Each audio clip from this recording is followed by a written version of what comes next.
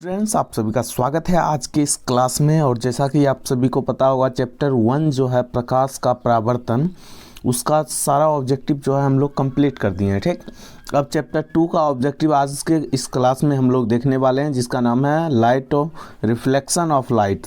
Sorry, यहाँ पे reflection गलती से लिखा गया, रिफ्रैक्शन होगा।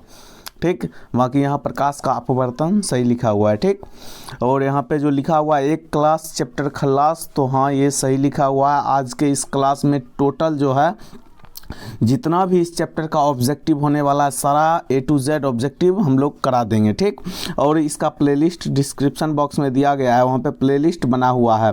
सारा फिजिक्स, केमिस्ट्री और बायो जितना भी सब्जेक्ट है आप लोग का, सोशल साइंस में जितना है, ज्योग्राफी मतलब भूगोल, इतिहास, जो भी सब्जेक्ट है सबका जो है हम लोग बैक टू बैक सबका इतना ऑब्जेक्टिव आप लोग को बताएंगे, इतना ऑब्जेक्टिव बताएंगे, ताकि यदि आप एग्ज़ाम में बैठिएगा तो लगेगा कि सारा ऑब्जेक्टिव क्लास से ही आया है। ठीक, और ऑब्जेक्टिव के साथ साथ थ्योरी को भी कवर करेंगे, तो वो भी आप लोग देख के समझ जाइएगा। ठीक, तो चलिए वीडियो में लास्ट तक बने रहिएगा, पूरा क्लास को देखिएगा, और कोई डाउट हो तो कमेंट कीजिएगा। और मोबाइल नंबर भी हम अपना दे रहे हैं वीडियो में। ठीक, लिख लीजिएगा 8678089811, ये हमारा मोबाइल नंबर है। अगर कोई भी डाउट है तो इस पर आप लोग व्हाट्सएप पे मैसेज कर सकते हैं, कॉल नहीं कीजिएगा, पहले मैसेज कर लीजिएगा। ठीक, उसका रिप्लाई नहीं मिले तो फिर कॉल करके आप लोग देखिएगा। ठीक ना, तो देख लीजिए यही मोबाइल नंबर था। अब चलिए हम लोग आगे बढ़ते हैं। सबसे पहला क्वेश्चन देख लीजिए, सेकेंड चैप्टर का सबसे पहला क्वेश्चन है, और बहुत सारा क्वेश्चन है, और यही सारा क्वेश्चन जितना हम लोग करवा देंगे, मान लीजिए हर एक चैप्टर का हर एक वीडियो आएगा। ठीक, और उसके बाद पूरा चैप्टर कवर कर देंगे, उसके बाद पूरे चैप्टर का पूरे फिजिक्स का एक क्लास लेंगे मैराथन, और जिसमें पूरा फिजिक्स ही ख़त्म कर देंगे। ठीक, तो आप लोग देखते रहिएगा पूरा क्लास को, और A to Z आप लोग का चैप्टर आज ख़त्म हो जाने वाला है। ठीक, तो देख लीजिए सबसे पहला प्रश्न, मानव नेत्र जिस भाग पर किसी वस्तु का प्रतिबिंब बनाता है, ठीक, वह कौन सा भाग है। ठीक, तो आप लोग देखिए क्या कीजिएगा, बस ऐसे ही वीडियो को देखिए नहीं, क्या कीजिएगा कॉपी पे 1 2 3 4 इस तरह से लिख लीजिएगा। जैसे प्रश्न नंबर एक आया तो आप 1 लिख लीजिएगा, आप अपना आंसर दीजिएगा, A होगा, B होगा, C होगा या फिर D होगा। मान लीजिए आपके हिसाब से B हो रहा है या फिर C हो रहा है या फिर D हो रहा है, तो आप उसको लिखिएगा। और यदि उसके बाद फिर हम बताएंगे, और मेरे बताने के बाद यदि आपका सही होता है तो सही मार लीजिए, और यदि गलत होता है तो गलत मार लीजिए। ठीक, तो फिलहाल बताइए, ये तो आप लोग को पता होगा कि मानव नेत्र के जिस भाग पर किसी वस्तु का प्रतिबिंब बनाता है वह भाग कौन सा है, दृष्टिपटल। उसको क्या कहते हैं, दृष्टिपटल कहते हैं हम लोग। क्या कहते हैं, दृष्टिपटल, जिसको कि हिंदी में इंग्लिश में रेटिना भी कहते हैं। इंग्लिश में क्या कहते हैं, रेटिना, और हिंदी में क्या कहते हैं, दृष्टिपटल। तो दोनों एक ही चीज़ है, कन्फ्यूज नहीं होइएगा, रेटिना और दृष्टिपटल। ठीक, चलिए अगला प्रश्न की ओर हम लोग चलते हैं। अगला प्रश्न क्या है, देख लीजिए, किसी वस्तु का प्रतिबिंब आँख के किस भाग पर पड़ता है। देख लीजिए फर्स्ट और सेकेंड नंबर प्रश्न जो है दोनों एक ही हैं। ठीक, क्या है, किसी वस्तु का प्रतिबिंब मानव के जिस भाग पर पड़ता है वह कौन सा है। तो कॉर्निया पे पड़ता है, रेटिना पे, या पुतली पे, या फिर आइरिस पे, किस भाग पे पड़ता है। इसका आंसर तो हम लोग बता दिए हैं पहले ही, ऑप्शन नंबर B राइट हो जाएगा, रेटिना पे। किसी वस्तु का प्रतिबिंब मानव किस भाग पे बनाता है, रेटिना या फिर दृष्टिपटल, दोनों एक ही होता है। ठीक, मानव नेत्र में किस प्रकार का लेंस पाया जाता है, बताइए, ये तो आप लोग को पता होगा।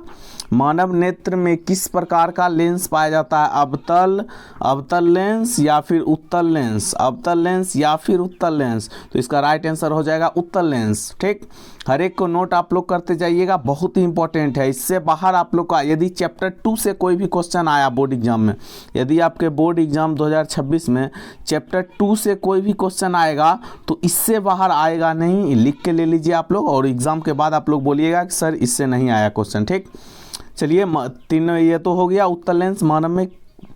अब देख लीजिए 4 नंबर का क्वेश्चन क्या है, स्पेक्ट्रम प्राप्त करने के लिए किसका उपयोग किया जाता है। स्पेक्ट्रम जो हम लोग न्यूटन जो साहब प्राप्त किए थे। ठीक, एक लाइट देके इधर से 4 प्रकाश जो निकाले थे, उसमें किसका प्रयोग किया गया था, बताइए आप लोग, कांच की सिल्ली का प्रयोग किया गया था। आप लोग तो थ्योरी पढ़ते नहीं होंगे, और थ्योरी पढ़ते होंगे जो भी स्टूडेंट उसको पता होगा, इसलिए बोले आप लोग 1 2 3 4 करते जाइए और अपना आंसर देते जाइएगा। लास्ट में आप लोग को पता चल जाएगा कि कितना आपका सही हुआ। तो अवतल दर्पण का प्रयोग किया था या उत्तल लेंस का, बताइए। यहाँ पे क्या लगा हुआ रहता है, जब भी यहाँ पे मान लीजिए स्पेक्ट्रम का हम लोग निकालते हैं एक लाइट देके इधर से, और इधर 7 लाइट जो आता है विबग्योर, ठीक। और हिंदी में इसका ट्रिक होता है वैजानी पीनाला, मतलब पहले बैगनी, जामुनी, नीला, उसके बाद बैजानी है, उसके बाद हरा हो जाएगा, उसके बाद पीला हो जाएगा, उसके बाद नीला हो जाएगा, उसके बाद लाल हो जाएगा, ठीक। जिसको कि विबग्योर इंग्लिश में बोलते हैं, ठीक। तो ये जो त्रिभुज कलर आकार का रहता है इसको क्या बोलते हैं हम लोग? प्रिज्म। क्या बोलते हैं? प्रिज्म। तो option number D right answer हो जाएगा, ठीक। Option number D right answer हो जाएगा। उसके बाद देख लीजिए 5 नंबर, 5वां प्रश्न हमारा, दृश्य प्रकाश में किस वर्ण का तरंगदैर्घ्य अधिकतम होता है? दृश्य प्रकाश मतलब समझ रहे हैं ना, जो प्रकाश हमको दिखता है, हमको जो इधर से श्वेत प्रकाश हम लोग डालते हैं और इधर से 7 प्रकाश जो निकलता है, ये सब दृश्य प्रकाश होता है ना। और इसमें सबसे ज़्यादा तरंगदैर्घ्य किसका रहता है बताइए आप लोग? सबसे ज़्यादा तरंगदैर्घ्य किसका रहता है? देखिए सबसे पहले होता है बैजानी, अभी तुरंत बताएं, बैगनी, जामुनी, नीला, हरा, पीला, उसके बाद बैजानी, पीनाला, ना मतलब नीला हो जाएगा, ला मतलब लाल हो जाएगा, ठीक। तो जो सबसे नीचे रहेगा, जो रंग सबसे नीचे रहेगा उसका तरंगदैर्घ्य जो है सबसे अधिक होगा। तरंगदैर्घ्य क्या होगा? सबसे अधिक होगा। तरंगदैर्घ्य क्या होगा? सबसे अधिक होगा। तो इसमें सबसे अधिक तरंगदैर्घ्य किसका होगा? लाल रंग का। सबसे अधिक तरंगदैर्घ्य किसका होगा? लाल रंग का। सबसे नीचे जो रहेगा उसका तरंगदैर्घ्य सबसे अधिक, और सबसे ऊपर जो रहेगा मतलब बैगनी, तो इसका तरंगदैर्घ्य जो है सबसे कम रहेगा, ठीक। सबसे क्या रहेगा? कम रहेगा इसका तरंगदैर्घ्य, ठीक। चलिए नेक्स्ट प्रश्न की ओर चलते हैं। 6ठा नंबर प्रश्न, सामान्य नेत्र के लिए सुस्पष्ट दर्शन की न्यूनतम दूरी। इसका मतलब तो आप लोग समझते होंगे, सामान्य मतलब कि सामान्य नेत्र मतलब नेत्र में मतलब मनुष्य का जो आँख है चश्मा वगैरह नहीं लगा होना चाहिए, या फिर कोई भी मशीनरी नहीं लगा होना चाहिए, और आँख उसका जो है सही होना चाहिए। आँख क्या हो? उसका सही हो। तो जब आँख आप लोग का सही होगा तो सुस्पष्ट दृष्टि की न्यूनतम दूरी क्या होगी? मतलब अधिकतम तो हम आँखों से अनंत दूरी तक देख सकते हैं, आसमान भी देख लेते हैं, चांद भी देख लेते हैं, मतलब इसका कोई सीमा नहीं है। लेकिन न्यूनतम कितना देख सकते हैं? मान लीजिए ये आँख है हमारा, तो यहाँ से हम न्यूनतम कितना दूरी देख सकते हैं? मतलब मान लीजिए अगर एक ऐसा दूरी होगा जिसके आगे हम लोग कोई वस्तु रखेंगे ना तो दिखाइए नहीं दे, समझें?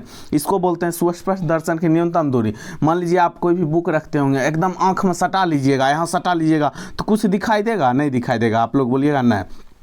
तो कोई ऐसा दूरी होगा ना जी, कोई ऐसा दूरी होगा कि जहाँ से आप लोग को दिखना बंद हो जाएगा, तो वो कौन सा दूरी होता है? सुस्पष्ट दृष्टि की न्यूनतम दूरी क्या होती है? 25 सेंटीमीटर। 25 सेंटीमीटर। तो option number C right answer. 25 metre भी दिखा हुआ, ये मार के मत आ जाइएगा, समझे?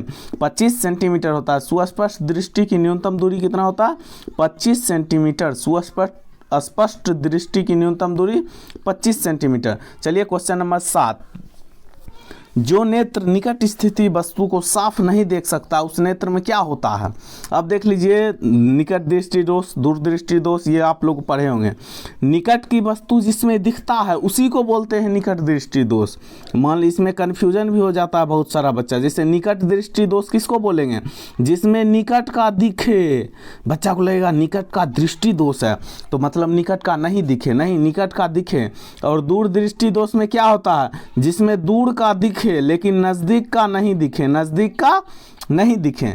तो इसमें क्या बोल रहा है? जो नेत्र निकट स्थित वस्तु को साफ नहीं देख सकता है, तो ये निकट दृष्टि दोष में तो निकट को साफ देख सकता है, और दूर दृष्टि दोष में दूर को साफ देख सकता है लेकिन निकट को साफ देख सकता है नहीं। तो निकट को साफ किसमें नहीं देख सकता है? दूर दृष्टि दोष में। किसमें? दूर दृष्टि दोष में निकट को साफ देख सकता है नहीं, तो ये हो जाएगा दूर दृष्टि दोष। क्या हो जाएगा? दूर दृष्टि दोष। लेकिन बहुत सारा बच्चा ऐसे भी दिमाग लगता है दूर दृष्टि दोष है मतलब निकट की वस्तु को साफ नहीं देख सकता है मतलब निकट दृष्टि दोष हो जाएगा। एक बिल्कुल गलत है। निकट दृष्टि दोष मतलब निकट का वस्तु दिखाई देगा, दूर का नहीं दिखाई देगा। और दूर दृष्टि दोष मतलब दूर का दिखाई देगा, निकट का नहीं दिखाई देगा। तो यहाँ पूछा है निकट का जो जिसमें साफ नहीं दिखता हो कौन दृष्टि दोष है? दूर दृष्टि दोष है, ठीक।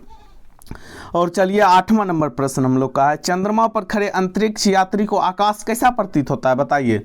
राकेश शर्मा जो हमारे गए थे चांद पे, तो वो चंद्रमा पर से जो है हम लोग का पृथ्वी जो अंतरिक्ष जो है कैसा दिखाई देता है? अंतरिक्ष यात्री को चंद्रमा पर अरे यार, चंद्रमा पर खड़े अंतरिक्ष यात्री को आकाश कैसा प्रतीत होता है बताइए? नीला, उजला, लाल या काला? नीला, उजला, लाल या फिर काला, कैसा दिखाई देता है बताइए आप लोग, बताइए। चंद्रमा पर अगर कोई आदमी बैठता, अब बहुत सारा बच्चा क्या सोच लेगा, मतलब कि अंतरिक्ष से जो है ना हमारा पृथ्वी कैसा दिखाई देता है। भाई अंतरिक्ष से जो है ना स्पेस, मान लीजिए हम चले गए, चांद तारा बहुत है, वहाँ से अगर हम लोग का पृथ्वी कोई देखेगा तो ये नीला दिखाई देगा, ये नीला दिखाई देगा, ठीक। लेकिन यहाँ क्वेश्चन कुछ और है बाबू, देखो इसमें फंस जाओगे। क्वेश्चन क्या है? निकट दृष्टि दोष, अरे यार क्वेश्चन दूसरा आ गया, वेट, सॉरी। अब देख लीजिए यहाँ पूछा क्या है, चंद्रमा पर खड़े अंतरिक्ष यात्री को आकाश कैसा प्रतीत होगा, मतलब कोई आदमी है चांद पे खड़ा है, पृथ्वी यहाँ है, तो वो ये पृथ्वी नहीं पूछ रहा कि पृथ्वी कैसा दिखाई देगा, पृथ्वी तो नीला दिखाई देगा, ठीक। लेकिन यहाँ पूछ रहा आकाश कैसा दिखाई देगा, तो आकाश काला दिखाई देगा, वो तो जमीन पर से भी काले दिखाई देता है आकाश। तो इसका ऑप्शन नंबर क्या हो जाएगा? D is right answer. D क्या हो जाएगा? राइट आंसर हो जाएगा। क्वेश्चन नंबर 9 हम लोग देखते हैं, निकट दृष्टि दोष का निवारण किस लेंस से किया जाता है? अब देख लीजिए, निकट दृष्टि दोष क्या होता है ये आप लोग को बता दिए, और दूर दृष्टि दोष क्या होता है ये आप लोग को बता दिए। निकट दृष्टि दोष में क्या होगा? निकट का वस्तु दिखाई देगा और दूर का नहीं दिखाई देगा। दूर दृष्टि दोष में क्या होगा? दूर का दिखाई देगा, दूर का दिखाई देगा, लेकिन निकट का दिखाई नहीं देगा, ठीक। अब देख लीजिए, निकट दृष्टि दोष का निवारण देखिए दो लेंस से होता है, दो, एगो अवतल एगो उत्तल। तो देखिएगा, जिसमें बड़ा उसके लिए बड़ा, जिसका छोटा उसके लिए छोटा लेंस। मान देखिए, निकट दृष्टि दोष में कितना अक्षर है? 1 2 3 4 अक्षर है, ठीक। नो हर्षिकार कोट और निकट, तो इसके लिए 4 अक्षर वाला लेंस, कौन लेंस? लो अवतल लेंस। देख लीजिए ट्रिक, इसलिए बोलते हैं आप लोग क्लास को रेगुलर बढ़िया से कीजिए, एकदम बढ़िया से अच्छा से, और एक भी क्लास को आप लोग मिस नहीं कीजिएगा, अपने दोस्त में भी शेयर कीजिएगा। कोई डाउट होता है तो आप लोग हमको कॉल करके या पहले मैसेज कर दीजिएगा व्हाट्सएप पे, उसके बाद अगर कोई रिस्पांस नहीं मिला तो आप लोग कॉल कर सकते हैं, लेकिन आप लोग रेगुलर से पढ़ाई करते रहिए, ठीक। नी नो हर्षिकार वेट, देखिए दूसरा क्वेश्चन आ जा रहा है, हमेशा थोड़ा सा जो है अल्टर हो गया है, ठीक, सिस्टम, इसको ठीक करना पड़ेगा। निकट दृष्टि दोष का निवारण किस लेंस करते हैं? तो सबसे पहले देखिए, निकट हो गया मतलब क्या? निकट का वस्तु दिखाई देगा।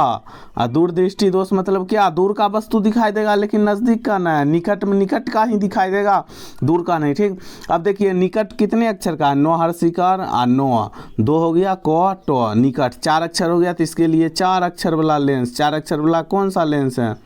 ओ बो तोलो अवतल 4 अक्षर है, और इसमें क्या है? 2 ध्रुव का रो 3 अक्षर हुआ, तो इसके लिए 3 अक्षर वाला लेंस, उत्तल लेंस। देखें ट्रिक आप लोग, इसी ट्रिक के लिए आप लोग एक लाइक कर दीजिएगा वीडियो को, ठीक, और वीडियो चैनल को सब्सक्राइब करके रख लीजिएगा, ताकि एग्ज़ाम टाइम आप लोग का एक क्लास लेते हैं हम लोग।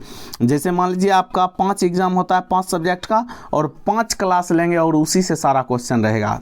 तो ये वीडियो आप लोग से छूट ना जाए, ये एग्ज़ाम टाइम भी आप लोग देखिएगा। फिलहाल हम लोग बेसिक ट्रिक को देखते जाते हैं, हर एक ऑब्जेक्टिव को देखते जाते हैं, ठीक, क्योंकि आप लोग एग्ज़ाम टाइम जो पढ़ाएंगे उससे पास हो जाइएगा। अगर टॉप आपको करना है तो डेली क्लास करना पड़ेगा रेगुलर, ठीक, समझ गए ना। तो निकट दृष्टि दोष का निवारण हम लोग किससे करेंगे? अवतल लेंस से। किससे? अवतल लेंस से। तो क्वेश्चन नंबर 9 का राइट आंसर कौन सा हो जाएगा? Option number B. नी कॉट और 4 अक्षर है, नी कॉट और निकट 4 अक्षर, तो उसके लिए अवतल लेंस। दूर दृष्टि दोष के लिए दूर करने के लिए उत्तल लेंस, ठीक, दूर दृष्टि को दूर करने के लिए उत्तल लेंस। अब देख लीजिए, स्पेक्ट्रम में किस रंग की किरण का झुकाव अधिक होता है? अब देख लीजिए, आपको यहाँ बताएं, प्रिज्म जो है यहाँ से 7 प्रकाश निकलता है। बैजानी पीनाला 1 2 3 4 5 6 7 8 हम बना दिए। अब देख लीजिए, बैजानी पीनाला, ठीक। अब देखिए यहाँ पे क्या होता है, यहाँ पे बैगनी रहता है, जामुनी, नीला, हरा, ठीक, इस तरह 7 रंग रहता है। तो बैगनी जो है ना, यहाँ सबसे पहले यहीं समझ लीजिए आप लोग, ठीक, उसके बाद कहीं समझिए, सबसे नीचे लाल रहता है। तो अब देखिए, आप लोग खुद से बताइए, तो कौन रंग यहाँ से रंग आया, ठीक, कौन रंग सबसे ज़्यादा झुकल है? सबसे ज़्यादा तो झुकल है ये ललका, ललका है ना जी सबसे ज़्यादा झुकल, और सबसे कम झुकल कौन है? बैगनी। तो देखिए पूछेगा सबसे अधिक झुकाव किस रंग का है, सबसे अधिक झुकाव किस रंग का है, तो सबसे अधिक झुकाव लाल रंग का है, और सबसे कम झुकाव बैगनी रंग का है। और पूछेगा सबसे ज़्यादा तरंगदैर्ध्य किसका है, तो तरंगदैर्ध्य ज़्यादा लाल रंग का है, और तरंगदैर्ध्य कम जो है बैगनी रंग का है, लेकिन बैगनी रंग का झुकाव कम है और लाल रंग का झुकाव ज़्यादा है। समझे?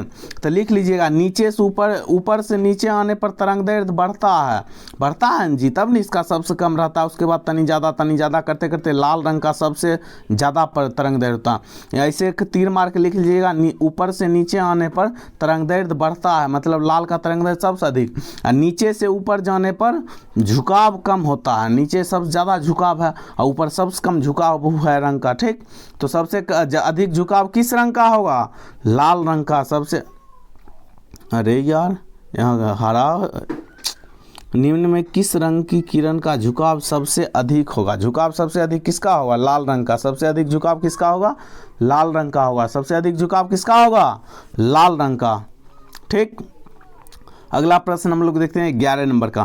प्रकाश के किस रंग का तरंगदैर्ध्य सबसे अधिक होगा? देखिए अभी तुरंत बताए थे ये क्वेश्चन, इसलिए बोलते हैं विजुअलाइज कीजिए। सबसे अधिक तरंगदैर्ध्य किसका होगा? अभी बताएं, लाल रंग का तरंगदैर्ध्य सबसे अधिक होगा और बैगनी रंग का तरंगदैर्ध्य सबसे कम होगा। लेकिन बात अगर झुकाव पे आए तो लाल रंग का झुकाव सबसे अधिक होगा और बैगनी का सबसे कम। ठीक, अरे यार पीछे कॉन्सेप्ट कुछ गलत दे दिए थे क्या?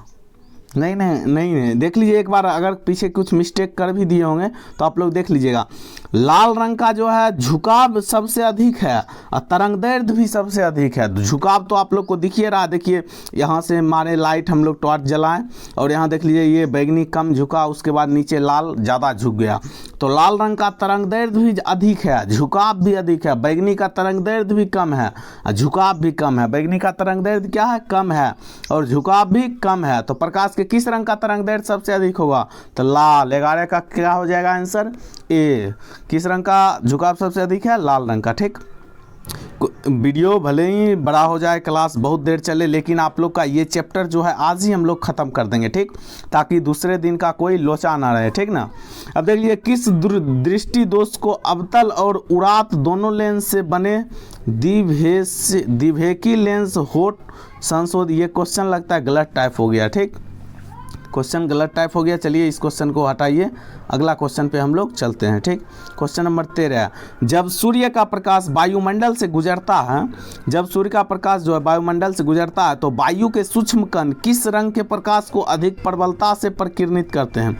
मतलब प्रकाश का प्रकीर्णन तो आप लोग को पता होगा, प्रकाश का प्रकीर्णन क्या होता है। ठीक, प्रकाश का प्रकीर्णन क्या होता है ये तो आप लोग को पता हो। प्रकाश का प्रकीर्णन जो है आप लोग को पढ़े होंगे आप लोग। प्रकाश प्रकीर्णन क्या होता है?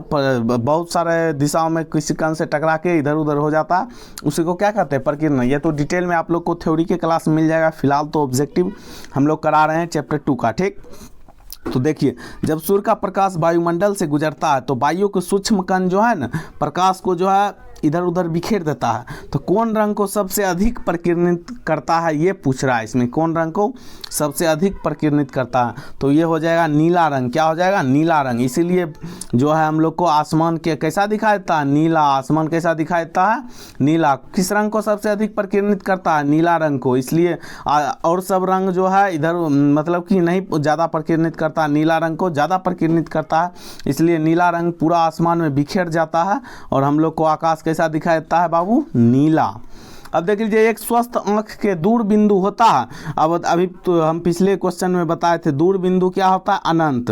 दूर बिंदु क्या होता है? अनंत। मतलब हम लोग अनंत तक देख सकते हैं। क्या ऐसा हुआ है आसमान में दिखते हैं तो आधे आसमान दिखाई दे? नहीं, जितना बड़ा भले साफ दिखाई नहीं दे लेकिन दूर तक दिखाई देता। कहाँ तक? अनंत तक।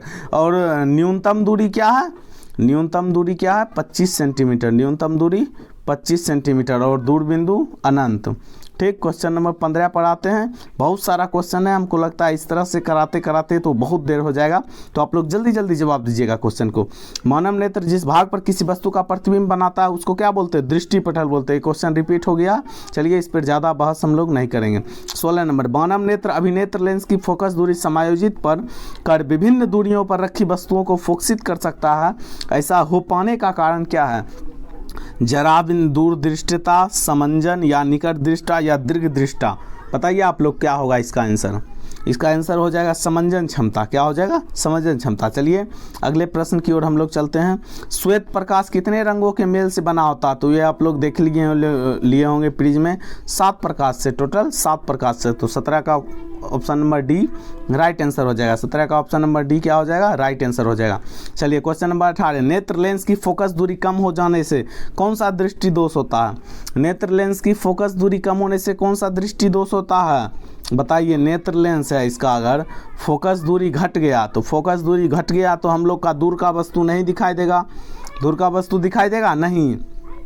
फोकस दूरी घट गया, दूर का नहीं दिखाई देगा, निकट का दिखाई देगा। तो कौन सा दृष्टि दोष है जिसमें दूर का नहीं दिखाई देता है और निकट का दिखाई देता? निकट का दिखाई दे मतलब निकट दृष्टि दोष। निकट का दिखाई दे मतलब निकट दृष्टि दोष। निकट का दिखाई दे मतलब निकट दृष्टि दोष। और दूर का दिखाई दे मतलब दूर दृष्टि दोष। मतलब दूर का दिखाई देगा तो नज़दीक का नहीं दिखाई देगा। समझे? इसमें कंफ्यूज नहीं होना। ऐसा नहीं कि मार देना है कि दूर का नहीं दिखाई दे तो दूर दृष्टि दोष। गलत। दूर का नहीं दिखाई दे तो निकट दृष्टि दोष। मतलब निकट का दिखाई दे रहा है तो निकट दृष्टि दोष। ठीक। चलिए अगला प्रश्न हम लोग का है 19 नंबर।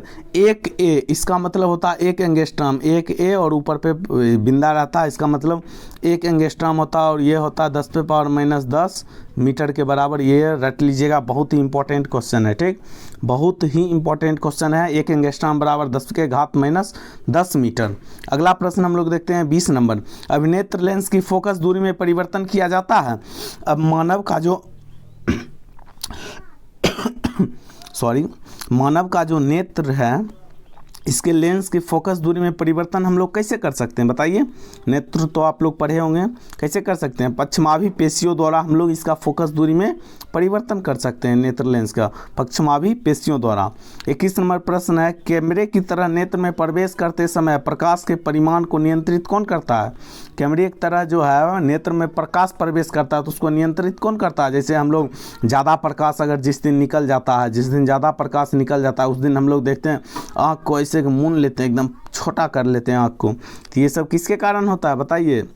आइरिस के कारण। आइरिस किसके कारण? आइरिस के कारण। ये आप लोग याद रखिएगा। 22 नंबर प्रश्न देखते हैं, मानव नेत्र में प्रकाश किस रास्ते प्रवेश करता है? मानव नेत्र में प्रकाश जो है किस रास्ते प्रवेश करता है? तो आंसर हो जाएगा पुतली। पुतली के रास्ते क्या करता है? प्रवेश करता है प्रकाश मानव नेत्र में। उसके बाद देख लीजिए, आकाश का रंग नीला होने का कारण क्या है? ये तो आप लोग को पढ़ाए थे। आकाश का रंग नीला होने का कारण क्या है?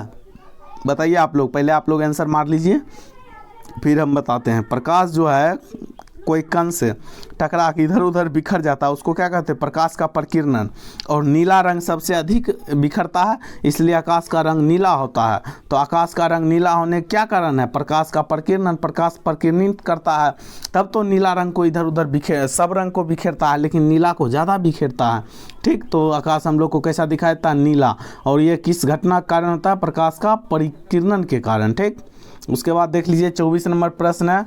24 नंबर प्रश्न हम लोग का, नेत्र में प्रवेश करने वाली प्रकाश किरणों का अधिकांश अपवर्तन होता है। नेत्र में प्रवेश करने वाली प्रकाश का अधिकांश अपवर्तन नेत्र में प्रवेश करने वाली प्रकाश किरणों का अधिकांश अपवर्तन कहाँ होता है? बताइए आप लोग। 24 नंबर का आंसर बताइए आप लोग। तो इसमें से कोई भी आंसर नहीं है और इसको हम लोग लास्ट में क्लियर कर देंगे। ठीक, फिलहाल चलिए जल्दी जल्दी इस क्वेश्चन को सॉल्व करते हैं, नहीं तो बहुत लेट हो जाएगा। नेत्र द्वारा किसी वस्तु का कैसा प्रतिबिंब बताइए। नेत्र में कौन सा लेंस लगा हुआ रहता है? उत्तल लेंस। जल्दी जल्दी आप लोग बताइएगा, नहीं तो लेट हो जाएगा। नेत्र में कौन सा लेंस लगा हुआ रहता है? उत्तल लेंस। और उत्तल लेंस किसी वस्तु का कैसा प्रतिबिंब बनाता है? वास्तविक। कैसा प्रतिबिंब बनाता है? वास्तविक।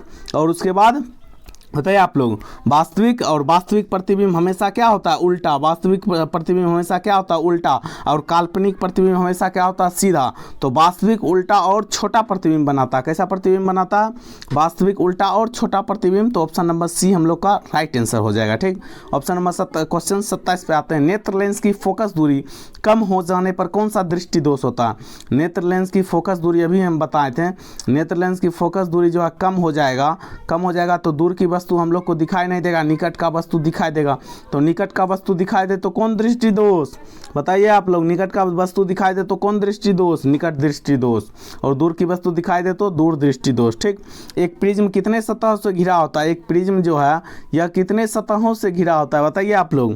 प्रिज्म कितने सतहों से घिरा होता है, 3। प्रिज्म कितने सतहों से घिरा होता है, 3। 3D में एक इस तरह से भी बनेगा, लेकिन अभी मान लीजिए 2D ये फिगर है तो इसमें दिखाएंगे तो लगेगा बीचे से काट दिया, लेकिन 3D किस तरह से बनता है, इस तरह से देख लीजिए, इस तरह से नहीं बनता है, देखिए इस तरह से बना हुआ रहेगा, इस तरह से प्रिज्म 3 कोना इस तरह से निकला हुआ रहता है। ठीक, एक प्रिज्म कितने सतहों से घिरा हुआ रहता है, 3 सतहों से। एक प्रिज्म कितने सतहों से घिरा हुआ रहता है, 3 सतहों से। चलिए क्वेश्चन नंबर 29 का आंसर बताइए। पुतली के साइज को कौन नियंत्रित करता है, पुतली के साइज को कौन नियंत्रित करता है, रेटिना। पुतली के साइज को कौन नियंत्रित करता है, रेटिना। ठीक, चलिए अगला प्रश्न हम लोग का देखिए 30 नंबर क्वेश्चन।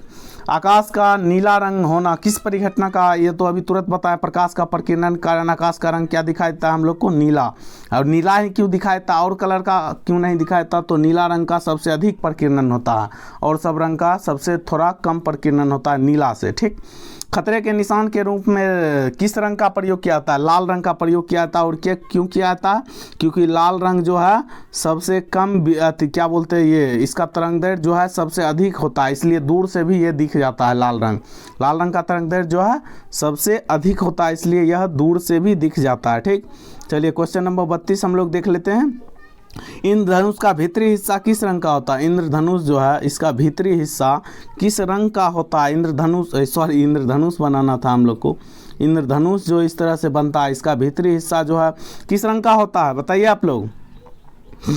बैगनी रंग का होता है। किस रंग का होता है इसका भीतरी हिस्सा, बैगनी रंग का होता है। इंद्रधनुष का भीतरी हिस्सा बैगनी रंग का होता है। ठीक, 33 नंबर क्वेश्चन। श्वेत प्रकाश जब प्रिज्म से गुजरता है तो सर्वाधिक विचलन किसका होता है, जब श्वेत प्रकाश इससे गुजरता है तो सर्वाधिक विचलन किसका होता है, लाल रंग का। सबसे सर्वाधिक विचलन किसका होता है, लाल रंग का होता है। सर्वाधिक विचलन किसका होता है, यहाँ पे बैगनी रंग दिया हुआ है, वेट। सर्वाधिक श्वेत प्रकाश जब प्रिज्म से गुजरता है सर्वाधिक विचलन कौन सा रंग का होता है, बैगनी रंग का।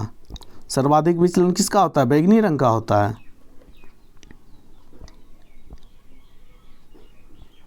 इस क्वेश्चन को पेंडिंग में रखिए, थोड़ा सा कन्फ्यूजन आ गया है। ठीक, कन्फ्यूजन आ गया है, जिस कारण से इस क्वेश्चन को थोड़ा पेंडिंग करते हैं।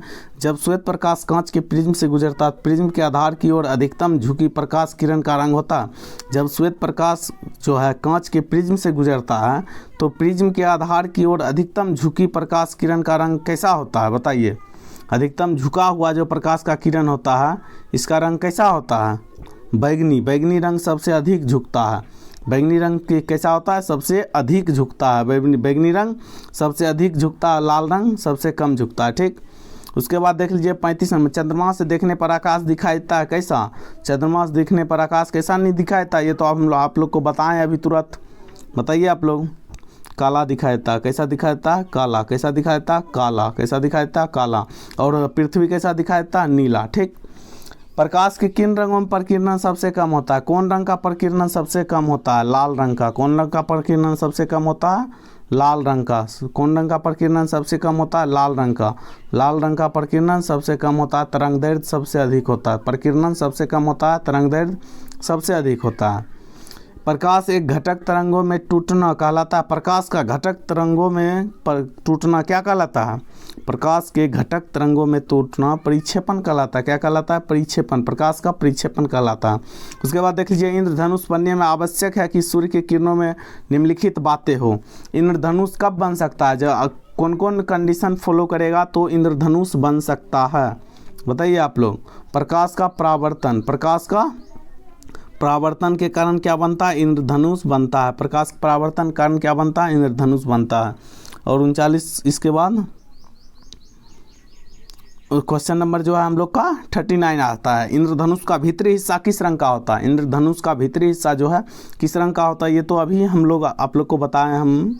इसका भीतरी हिस्सा जो है बैगनी रंग का होता है। ठीक, और चलिए हम लोग का ये प्रश्न जो है आंख व्यवहार करता है, आंख किस लेंस की तरह व्यवहार करता है, ये तो उत्तल लेंस की तरह है। ठीक, ये सारा हम आप लोग को बता दिए हैं।